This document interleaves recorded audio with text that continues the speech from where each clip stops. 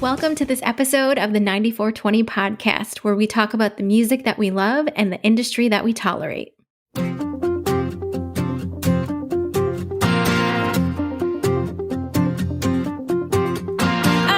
never believed all the whispers about you. You strolled into my life surrounded by gold hue.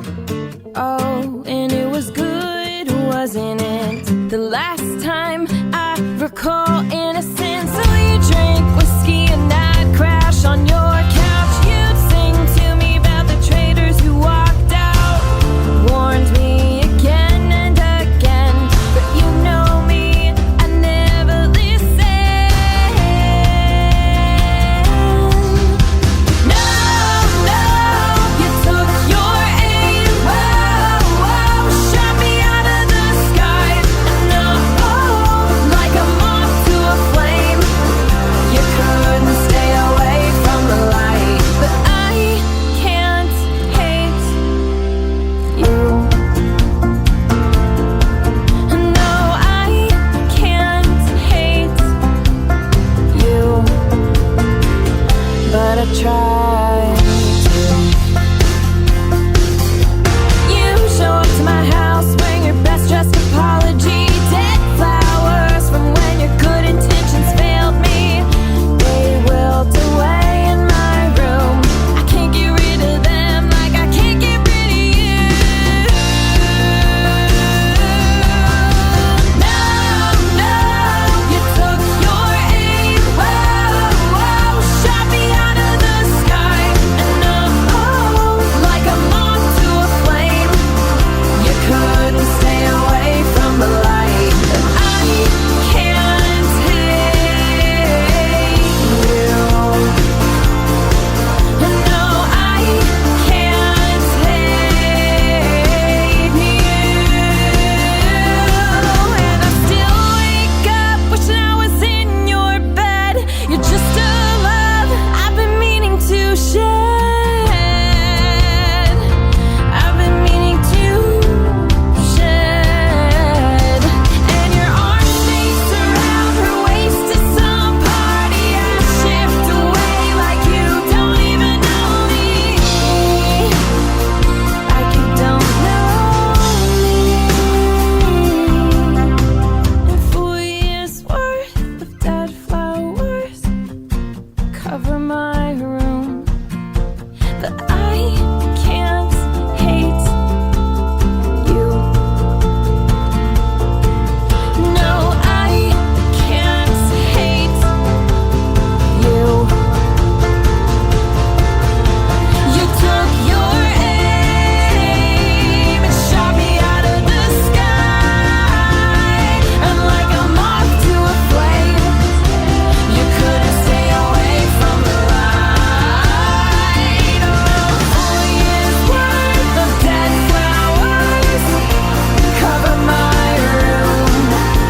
But I can't hate you. No, I can't hate you. But I try to. Hey everyone, thanks so much for tuning in to this episode of the 94twenty podcast. That was I Can't Hate You by Becca Tremmel. Hi Carl and Greg, how are you guys doing tonight? Hey, Hi, Carl and Greg hey. and Nicole.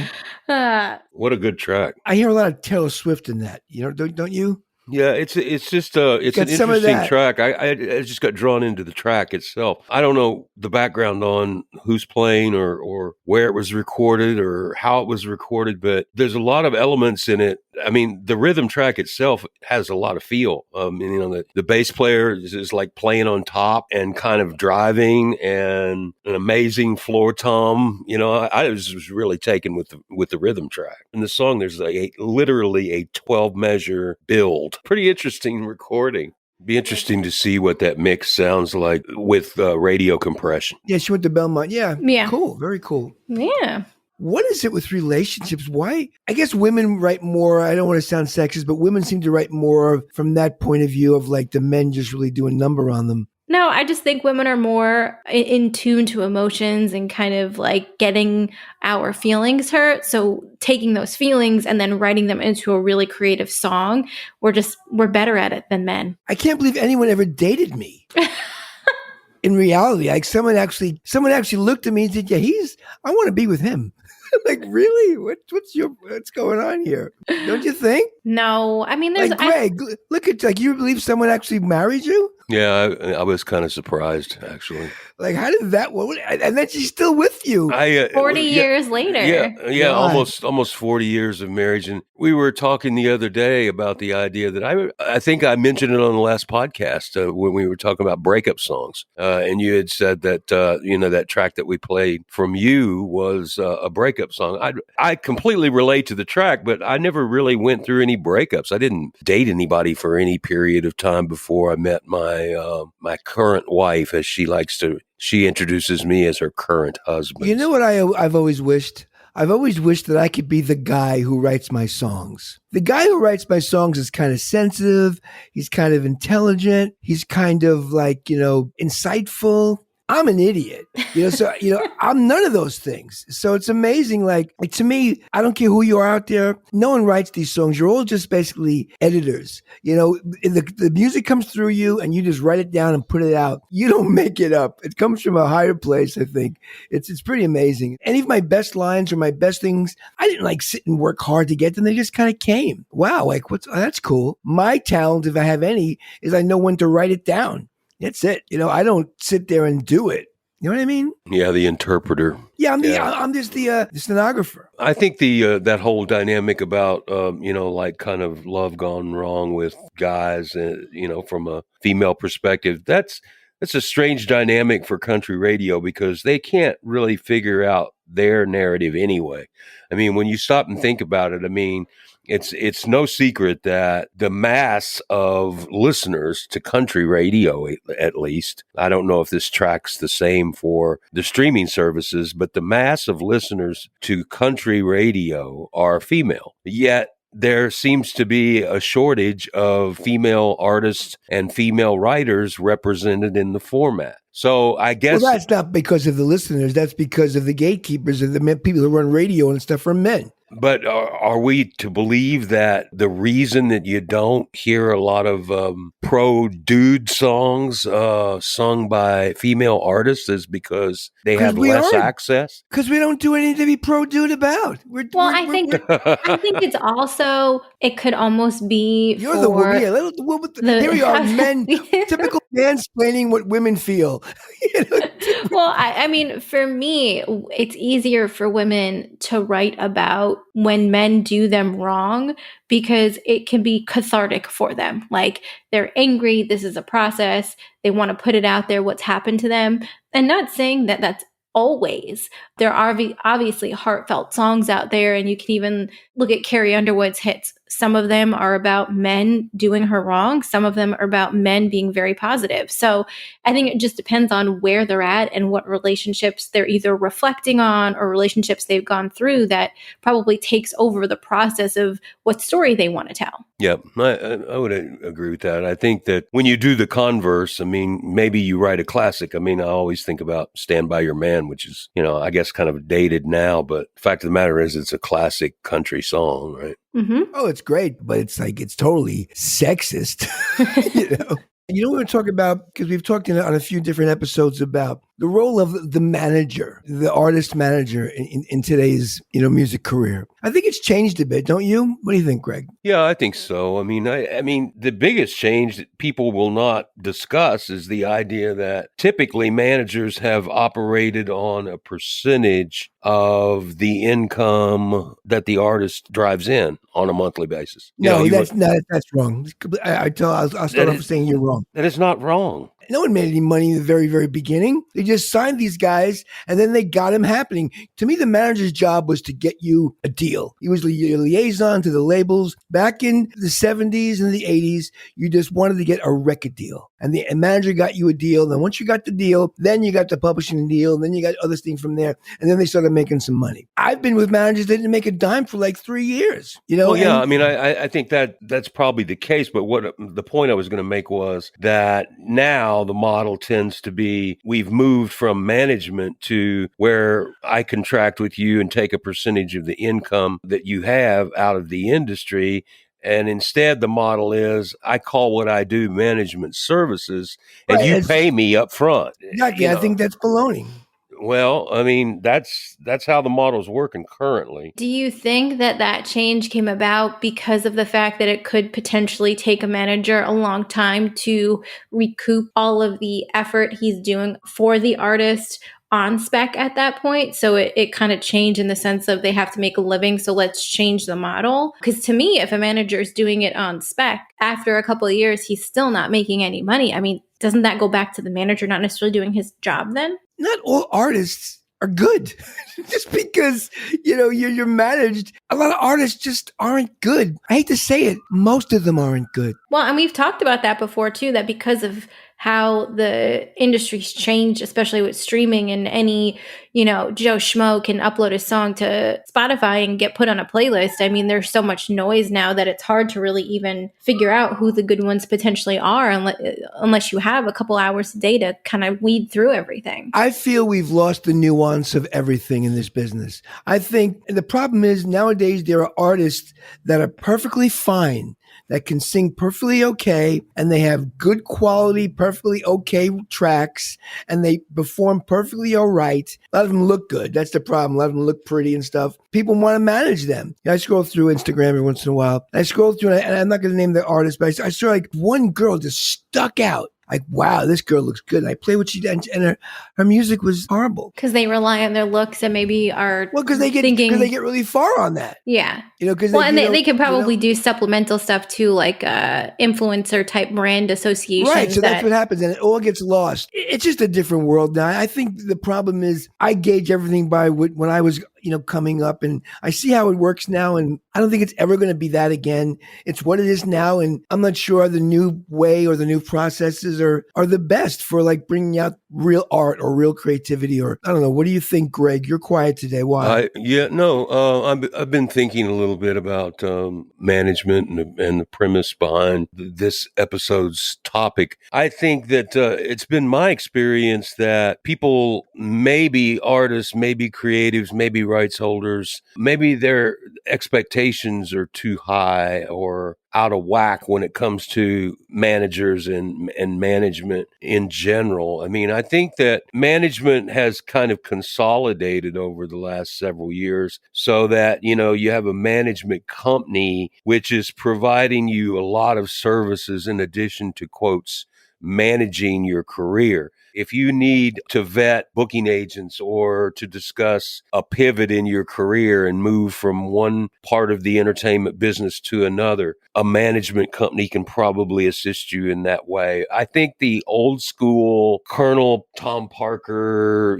kind of managers, I don't think they exist so much anymore because it's hard for a manager, it's hard for a singular person to be that well versed and that multi-talented to have effective networking skills in a lot of different areas, particularly in the digital world, right? I think a manager's job is simple. It's twofold. It's the beginning manager, and then once your career's taken off, the secondary part of being a manager. The first part is to get what you do in front of people that can make it happen, like be it A&R people or the publishers or the whatever. You have connections was the big word.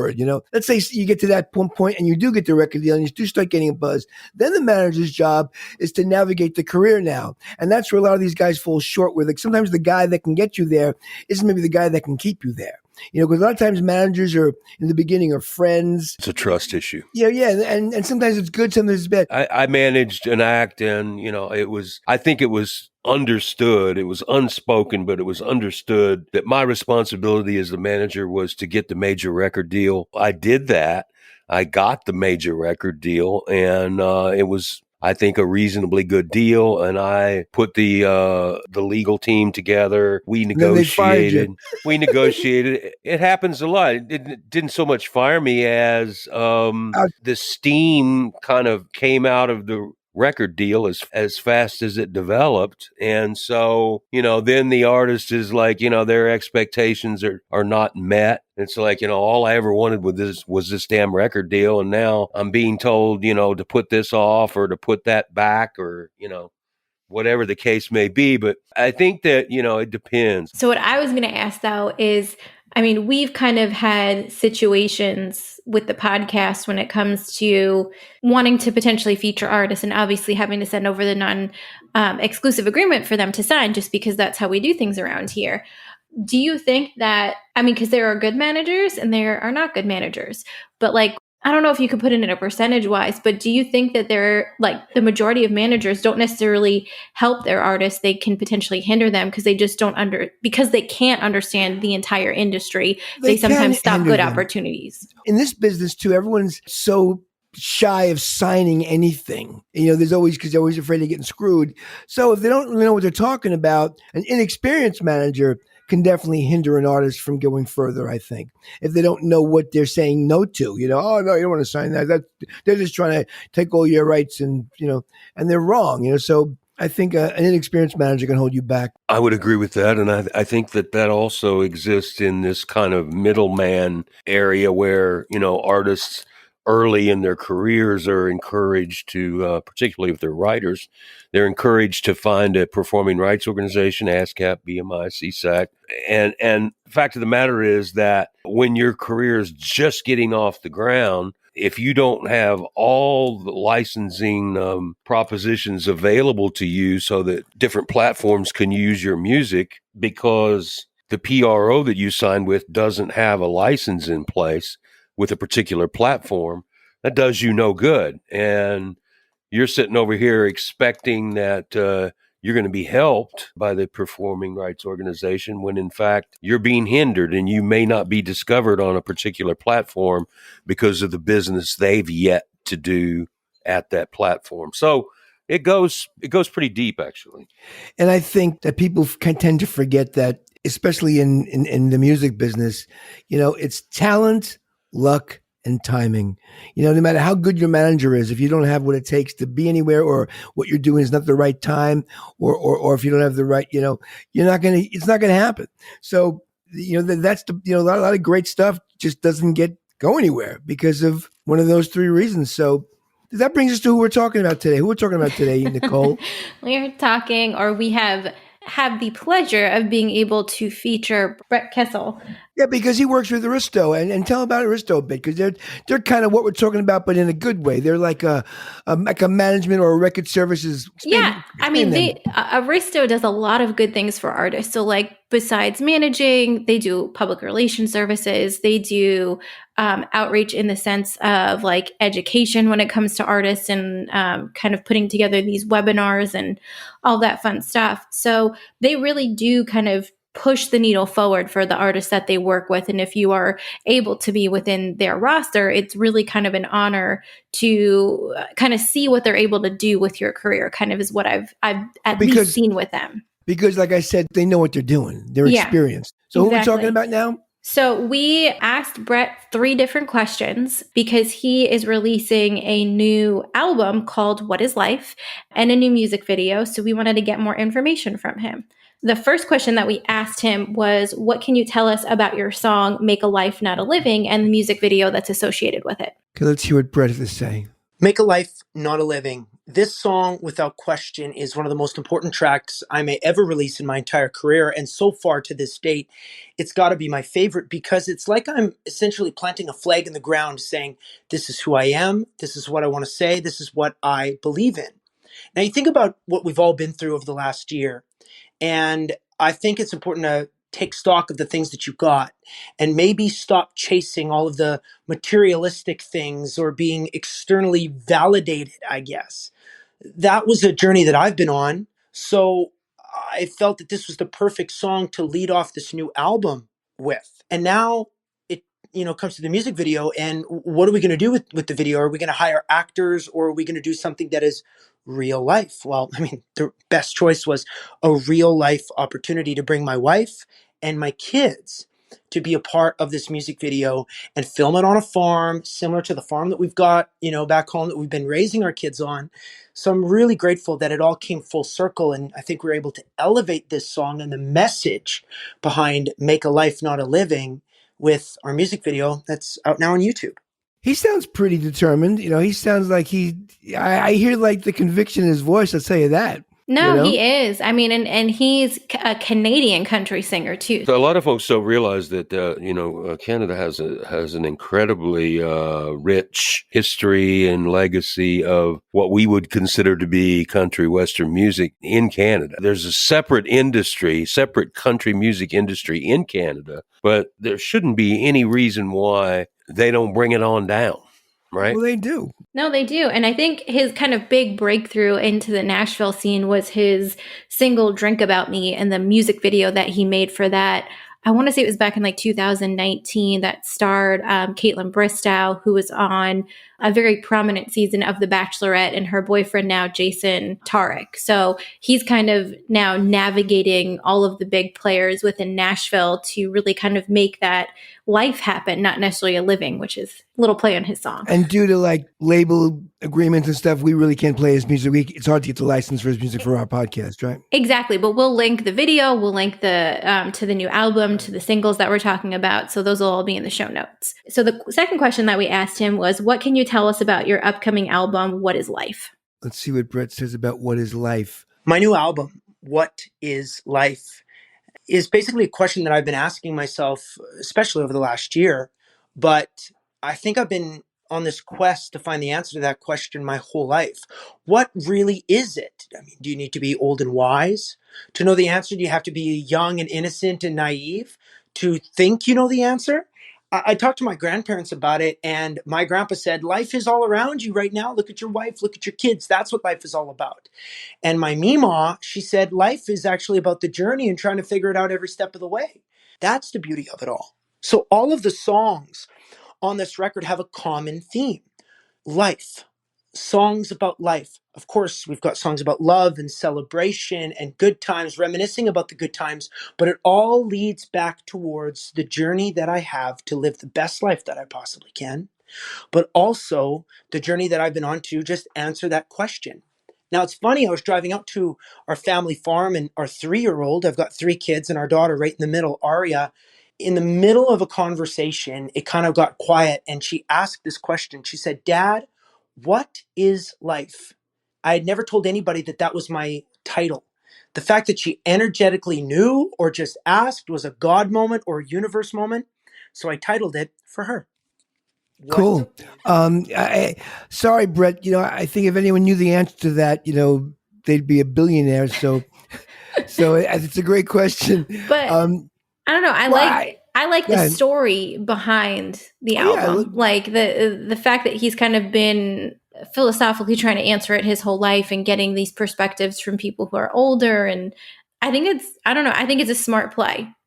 No, I like it. I think, to be quite honest, between answering his parents and his daughter Aria, I think Aria is closer to knowing the answer.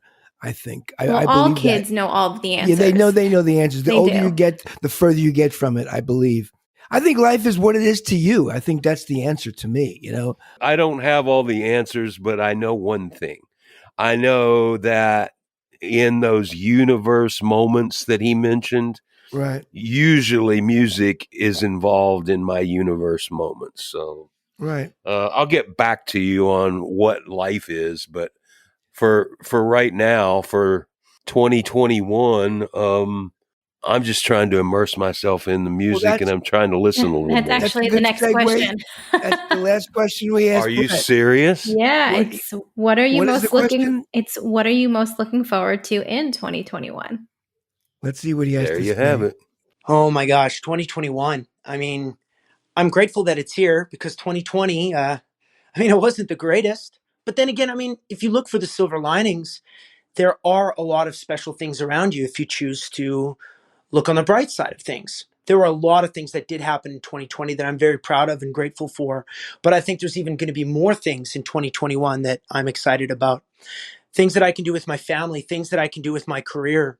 Hopefully getting an opportunity to do more traveling, have a lot of some of these crazy rules just lifted and abolished and move on with life. That's something I'm really excited about. Face-to-face connection is something I've missed so much. And so I'm going to make a big point this year to have that face-to-face interaction with as many possible people as I can, and gather socially, because I miss social gatherings more than anybody. And I don't think anybody misses live concerts like the entertainers on the stage. I can't wait to be in the crowd watching some of my favorite artists like Garth Brooks or Brad Paisley or George Strait hit the stage. But I also can't wait to hit the stage some way, somehow on my own. However that comes to be, I don't know. But 2021, it's shaping up to be a lot better than 2020. No, he's right. I think I think I don't know. I think he Yeah. speaks for everyone though. Like everyone misses the human interaction. We all just want to get together and gather and not necessarily get back to what the lives were, but just looking forward to what life could potentially be now. Do we know how old Brett is about? Curious. I can look it up really quick. Hold on. Can do a He quick sounds pretty positive. I Well, don't he- think he's been beating his head against the world for too long. Well, and I think Well, he's too, got he 3 just kids he already seems and like he's he's got a married. good outlook on life, like in the sense of he doesn't let anything get too weighed down for him. He is 30 years old. All right, so he's not a kid. Yeah. So he's not old, but he's not a little kid. So he's got some years behind him. Yeah, it was funny for someone that old, because I heard the enthusiasm in his answers and his voice. Like, he believes this. I get that from him.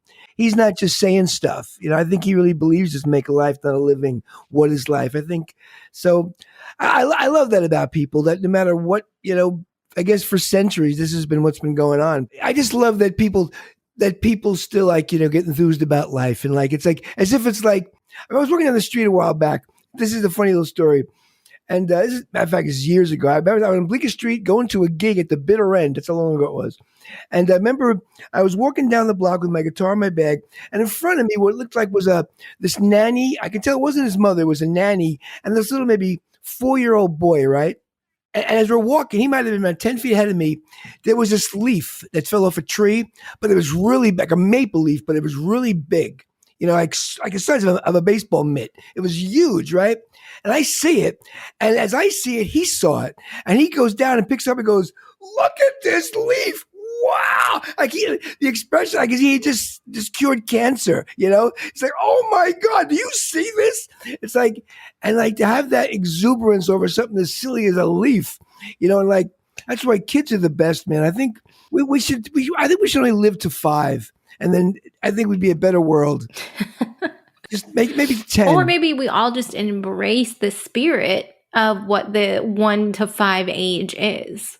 It's hard. I wish we can, but it's hard to. It's hard to keep that, I think when you're around it, though, it's not like I know I can embrace my daughter's spirit tenfold, like regardless of what she's doing. If she's looking at something for the first time, I mean, they pull you into that. So.